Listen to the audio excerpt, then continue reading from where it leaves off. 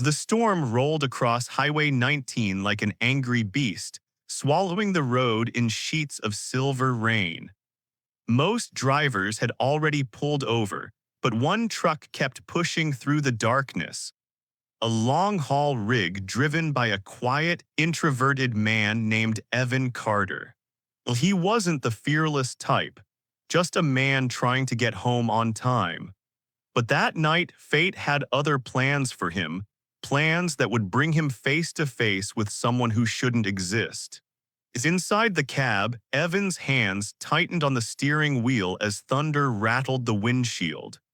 He reached up and tapped the single thing hanging from his mirror, a worn, scratched military dog tag. It didn't belong to him. It did belong to Staff Sergeant Luke Hayes, a soldier Evan had never met, a hero who died saving civilians in a warehouse fire 7 years earlier. Evan had bought the tag at a thrift shop, thinking it would make a good luck charm. He didn't know it would save his life. A bright flash of lightning lit up the road just as a loud bang shook the truck. The front tire exploded, the trailer fishtailed, metal screamed. The entire world flipped sideways.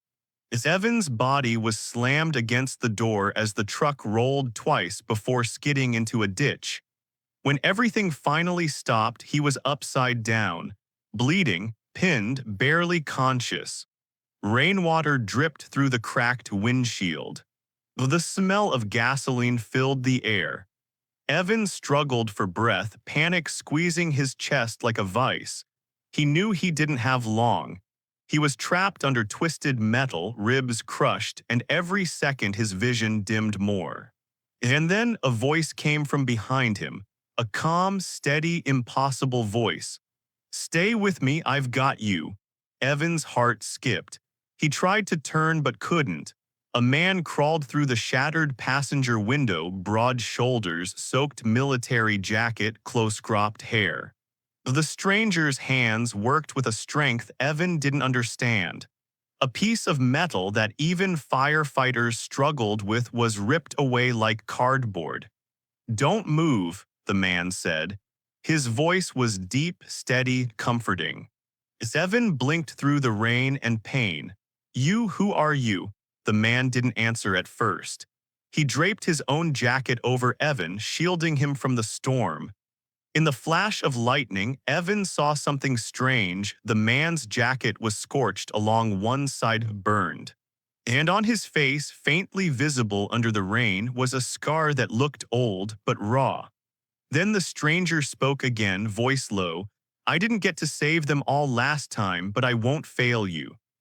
Before Evan could ask what that meant, the man lifted him out of the wreck with impossible strength and carried him across the muddy roadside. As Evan felt himself being laid gently on the pavement, the rain cooling his burning skin, he blinked, once, twice. The man was still there and then he wasn't, just gone, no footsteps, no closing doors, no figure walking away. Vanished. Minutes later, paramedics arrived, but none of them had seen anyone else. "Sir, you were alone when we reached you," the medic said. "No," Evan whispered urgently. "A man pulled me out, a soldier, a burned jacket, short hair. The scar on his cheek. He saved me." The medic gave him a sad smile, the kind people use when they think you're hallucinating. But Evan knew what he saw. At the hospital, a highway patrol officer came to review the dashcam footage. Evan watched from the bed as the officer scrubbed through the timeline until he suddenly paused. In the reflection of the truck's broken side window in a flash of lightning stood the man who saved him. A military jacket, short hair, scarred cheek. Dog tag glinting on his chest, the officer's face drained of color. "That's impossible." Evan's pulse spiked. "You see him too," the officer nodded slowly. "That's Staff Sergeant Luke Hayes." Evan felt the air leave his lungs. "That can't be," he said. "Luke died 7 years ago." The officer swallowed.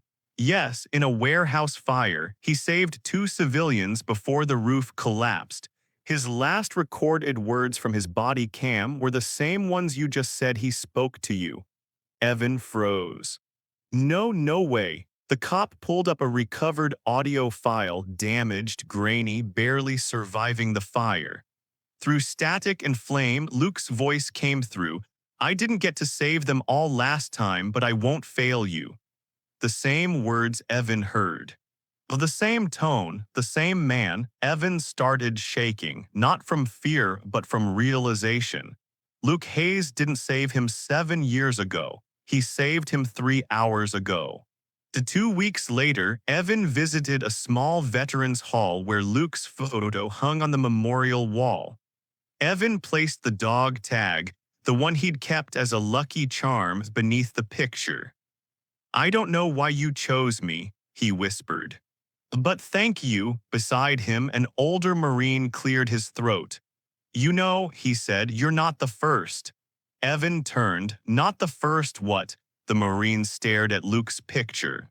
Not the first person to say a soldier pulled them from a wreck, or a fire, or a flood. They always describe the same man, burned jacket, scarred cheek, calm voice. Evan's skin prickled. What are you saying? The old Marine gave a soft, almost sad smile. Some heroes stay gone, but some they stick around until their job feels finished. Evan didn't know what to say. He felt the weight of something invisible, something watching over him. As he walked out of the hall, a gust of cold wind rushed through the room.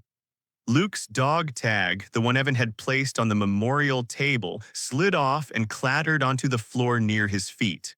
As he picked it up, it was warm, not from sunlight, not from a heater. Warm as if someone had been holding it moments ago. Evan looked down the empty hallway, silent, still, except a faint smell of smoke lingering in the air, and a whisper of heat that felt like a hand on his shoulder. He didn't turn around. He didn't need to. He knew. Some heroes never stop saving lives, not even after they're gone. For every unseen hero still watching over us, hit like. For every story waiting to be told, subscribe to American Veterans Stories.